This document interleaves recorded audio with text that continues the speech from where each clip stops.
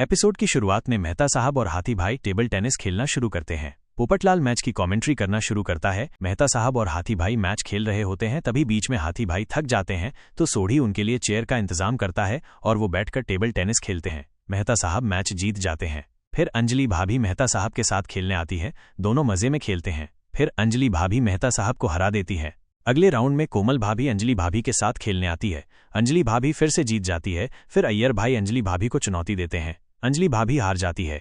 Popatlal commentary Mehta साहब को देकर अय्यर भाई के साथ खेलने जाता है। दोनों बहुत अच्छा खेल रहे होते हैं। पोपटलाल अय्यर भाई को हरा देता है। फिर रोशन भाभी के साथ मैच में पोपटलाल रोशन भाभी को भी हरा देता है। पोपटलाल बहुत अच्छा खेल रहा होता है। अगले राउंड में पोपटलाल सोढ़ी को भी हरा देता है। फिर बबीता जी पोपटलाल के साथ खेलने आती है। बबीता जी भी अच्छे से खेल रही होती है, पर पोपटलाल पॉइंट्स में लीड ले लेता है। फिर जेठालाल पोपटलाल को कोने में ले जाकर पोपटलाल को बबीता जी से हारने के लिए मनाता है। पोपटलाल हारने के लिए मान जाता है। पोपटलाल जानबूझकर मैच हार जाता है। जेठालाल बबीता जी का अभिनंदन करता है और पोपटलाल को धन्यवाद देता है। फिर बबीता जी के साथ जेठालाल खेलने जाता है। जेठालाल बहुत खुश होता है। सोढ़ी पोपटलाल को भिड़े को फोन लगाने का सुझाव देता है। भिड़े सोसाइटी में आ जाता है और सोसाइटी में अंधेरा देखकर डर जाता है। भिड़े अंधेरे में सबको आवाज लगाता है, पर कोई जवाब नहीं देता, इसलिए वो पोपटलाल को फोन लगाता है। जेठालाल और बबीता जी मैच शुरू करने ही वाले होते हैं, तभी भिड़े फोन करके वो सोसाइटी में पहुंचा ये बता देता है। पोपटलाल उसे सारी बात बताता है। फिर भिड़े मेन स्विच की चाबी लाने के लिए घर जाता है।